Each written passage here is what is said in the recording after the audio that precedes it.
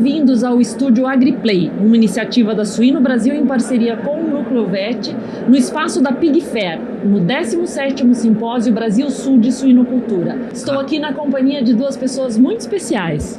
O Leandro Hackenhar, líder técnico global, marketing estratégico de tecnologia da Cargill Animal Nutrition. Seja bem-vindo.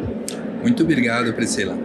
E também aqui com o Nilson Sabino da Silva, da diretoria executiva do Núcleo Vet. Seja bem-vindo, Nilson. Obrigado, Priscila. A vida após o banimento do óxido de zinco. O que podemos aprender com a experiência europeia? Esse foi o tema da sua palestra. Exato. Leandro, você acompanha de perto as mudanças regulatórias e as suas implicações no manejo nutricional e sanitário dos suínos em diferentes continentes. Vivenciou o cenário europeu após o banimento do óxido de zinco e trouxe ao público do 17º Simpósio Brasil-Sul de Suinocultura uma visão estratégica que conecta ciência, economia e prática de campo, revelando lições que vão muito além dos protocolos oficiais. Nessa conversa vamos explorar os acertos, os erros e as oportunidades que essa transição deixou como legado e como o Brasil pode se preparar para seguir um caminho próprio. A minha primeira pergunta é a seguinte: muitos estudos e artigos trazem as estratégias técnicas adotadas na Europa após o banimento. Mas quais pontos críticos você considera que o setor aprendeu apenas com o tempo e a prática e que não estavam nos manuais ou diretrizes iniciais? Bom, como sempre, né, acho que todo produtor ele busca a saída fácil, a saída mágica, né? Então se acreditava muito que eventualmente um aditivo ou um conjunto de aditivos poderiam substituir o óxido de zinco. E ao longo do tempo ficou muito claro que não. Sim, aditivos ajudam, mas o que realmente é importante é você evitar que o animal fique doente, né? Reduzir a pressão em cima do animal, para que ele tenha melhores condições de crescer de forma saudável.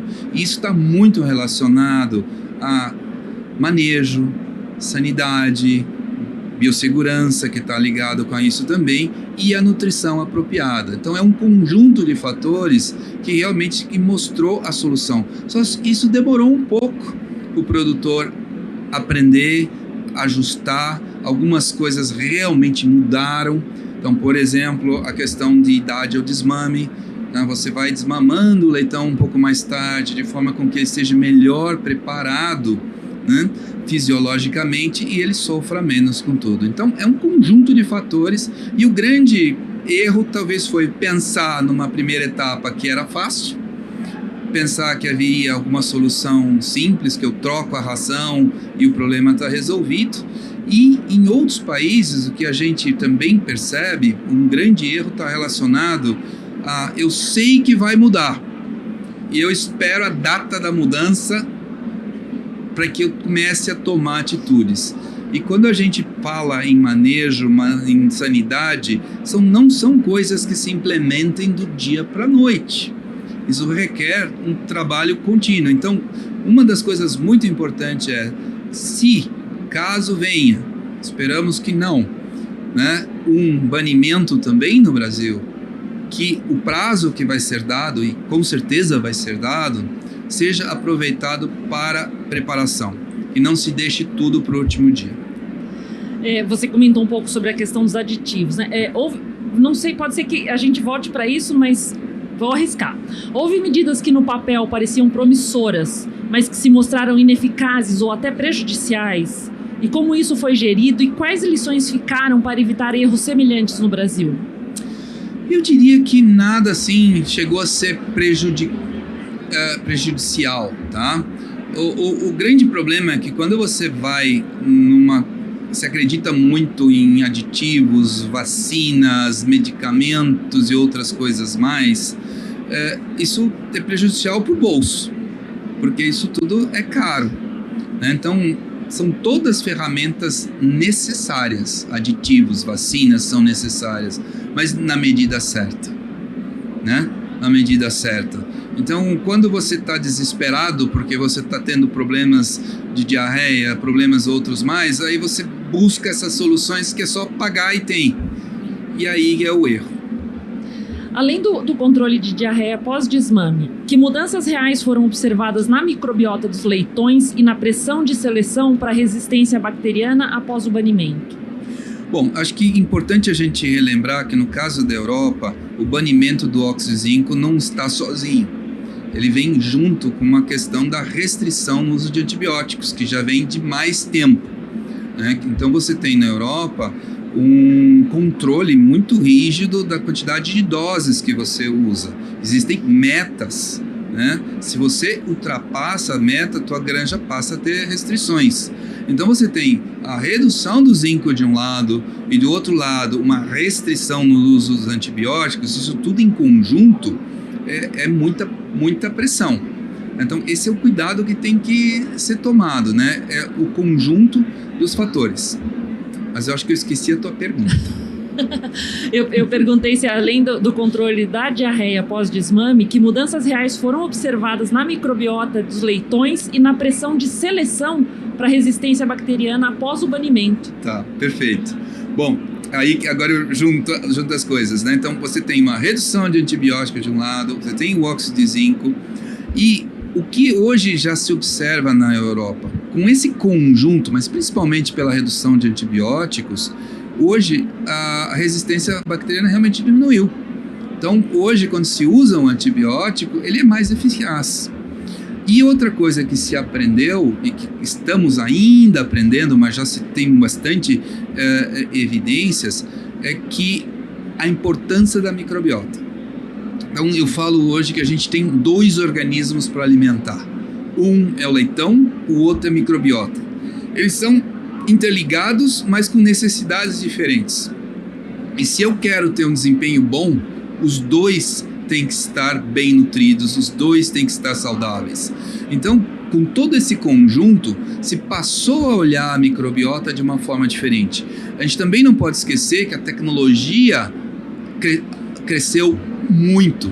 A gente descobriu famílias de bactérias que a gente nem imaginava que existiriam. Então a gente tem ferramentas e a gente está realmente trabalhando a microbiota.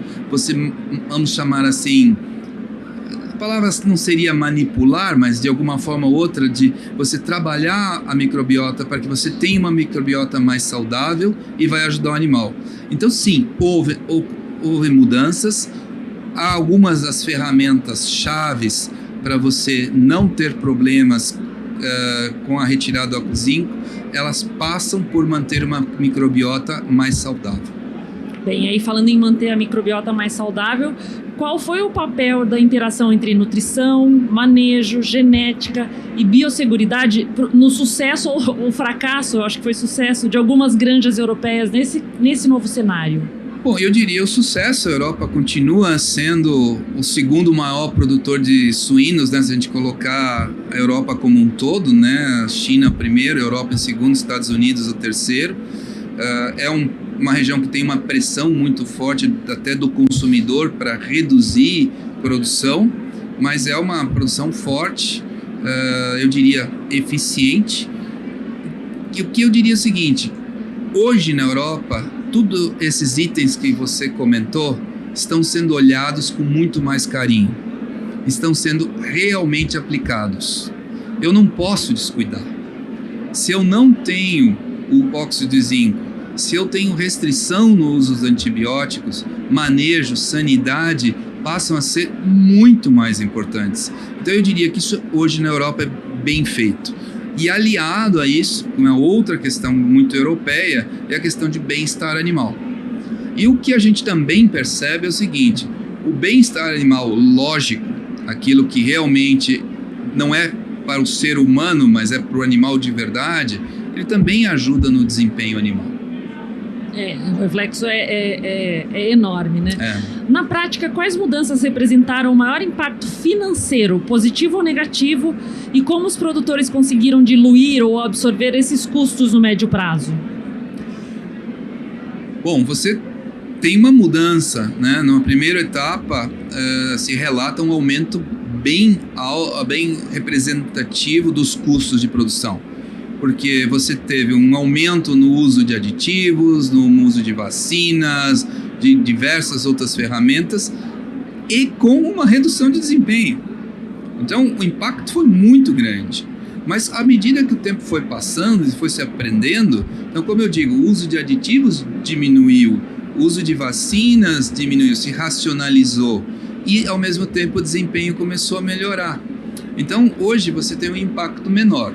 Agora, quando a gente olha todo o conjunto da produção europeia, que é desde preço de matéria-prima, custo de mão de obra, custo das instalações, né, a questão também de bem-estar animal, sem dúvida, a produção europeia ela é mais cara, né? Mas por isso que você pega também um mercado europeu cada vez mais voltado para uma produção local, para consumo interno, ou também da exportação de produtos especializados, né? A gente pega o maravilhoso presunto de Parma, um Ramon ibérico, e isso não é preço, isso tem outro tipo de valor. Após o banimento, quais tecnologias ou soluções ganharam espaço de forma mais acelerada do que se previa? E há algo disruptivo surgindo que possa chegar antes no Brasil por conta dessa experiência europeia? Bom, o grande foco foi relacionado à microbiota, como você comentou anteriormente, Priscila. E um dos grandes componentes que a gente tem é o que a gente chama de proteína fermentável. É aquela proteína que não foi digerida, que ela chega no intestino grosso e é usada pela bactéria como fonte de energia. E isso a gente sabe que é extremamente negativo ao desempenho, à saúde animal. Então, essa é uma área que se evoluiu muito em conhecer as diferentes proteínas, identificar diferentes ingredientes que ajudam a reduzir essa proteína fermentável, manipular isso de tal forma a ter o resultado que eu quero. Em alguns casos, até mesmo com um certo prejuízo à performance. Mas se eu não tenho um animal saudável, não adianta eu encher ele de nutriente, porque esse nutriente vai para a bactéria ruim. Então, esse balanço, esse trabalho. Então, eu diria que uma das áreas que teve grande desenvolvimento foi o conhecimento da proteína fermentável e o outro foi a questão do uso das fibras. O que você vê como risco de importarmos o modelo europeu de forma literal, sem considerar as particularidades climáticas, estruturais e econômicas do Brasil?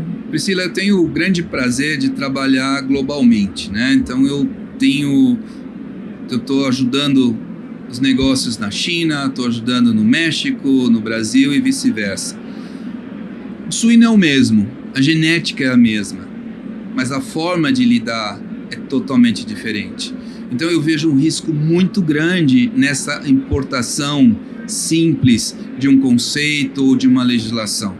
É muito importante a gente entender a realidade brasileira, entender como que a gente, sim, temos que trabalhar, se existe risco de tornar os nossos solos tóxicos, né? Isso não pode acontecer, porque a grande riqueza do Brasil é o nosso agronegócio.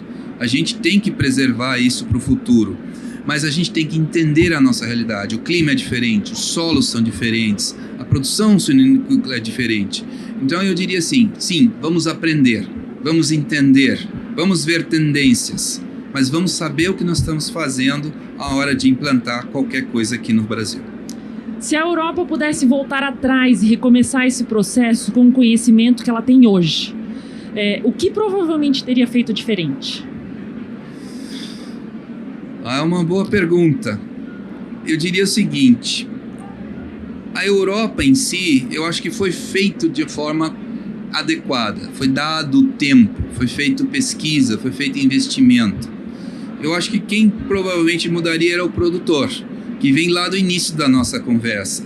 Não deixar para a última hora.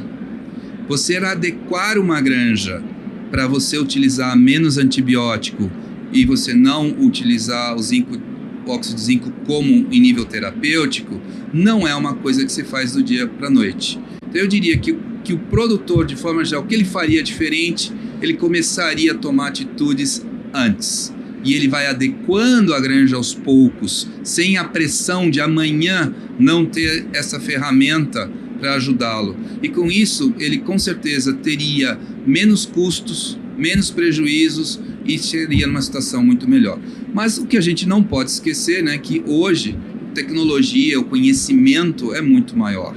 Então qualquer país que vai implantar essa tecnologia, essa diria, essa restrição, já tem mais conhecimento. Eu, há 15 dias atrás, estava no Canadá. O Canadá, em 2027, vai banir também o óxido de zinco. Vai ter um prazo também, né? Então, a gente já sabe qual é o caminho. Agora, o ponto é, será que o produtor vai deixar para a última hora? Olhando para as tendências regulatórias e de mercado, qual seria o próximo óxido de zinco, ou seja, um insumo ou prática que hoje parece essencial, mas que você acredita que será banido ou fortemente limitado no futuro? Eu acredito muito na questão dos antibióticos, né? Eu acho que uma maior restrição no uso dos antibióticos, de alguma forma, faz sentido, né? E é uma pressão que virá. Nilson, você que estava aí na expectativa do Leandro conversar com o público do Simulcast, aliás, um público recorde aqui esse ano, né, Nilson? O que você achou da experiência? O que eu deixei de perguntar? Na verdade, a gente tendo acompanhado a palestra, algumas deixas dadas pelo Leandro talvez caibam aqui. Uma delas o Leandro se referiu ao zinco como um confortável cobertor. Então eu pergunto especificamente, além da contraindicação por motivos de contaminação ambiental, alguma outra coisa é causada ou alguma contraindicação ao zinco, sem ser contaminação ambiental? Uma boa questão. Bom, primeiro que existem suspeitas, isso não está comprovado, mas está no relatório da Comunidade Europeia, que o zinco, de uma forma muito complexa, que eu não vou nem tentar explicar aqui, ela pode aumentar a resistência bacteriana a antibióticos. Então, existe uma suspeita, existem algumas teorias em cima disso, mas como a própria Comissão Europeia deixa claro, isso não está comprovado. De um outro lado, eu sempre digo que o zinco é uma faca de dois gumes.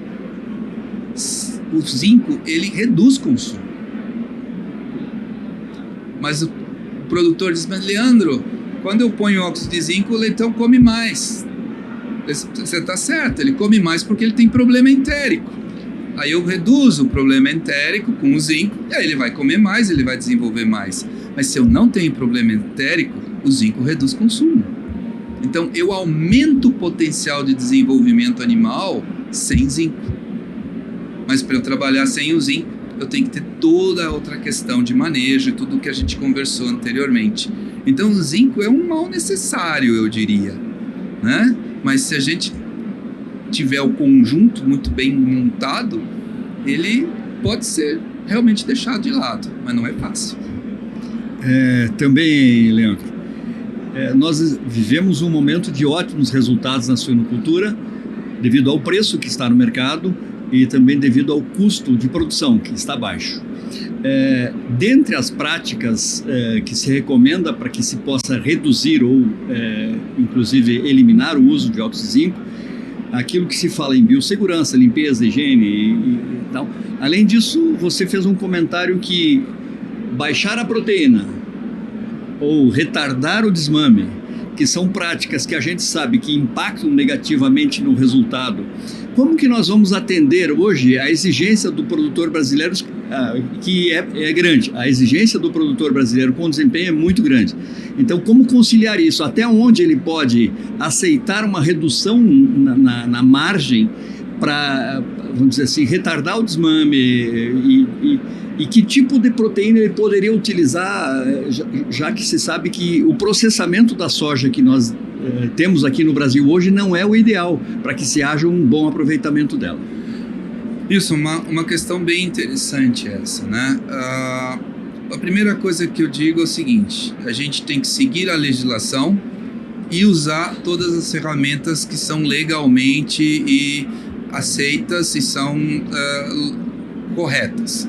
Então eu diria o seguinte, se o zinco é permitido, e é o caso, nós não temos riscos nas condições brasileiras, pelo menos mapeadas, ela deve ser utilizada. Tá? Deve ser utilizado. As outras ações, desmame mais tardio, você preparar mais o leitão, a gente tem que entender a realidade de cada granja.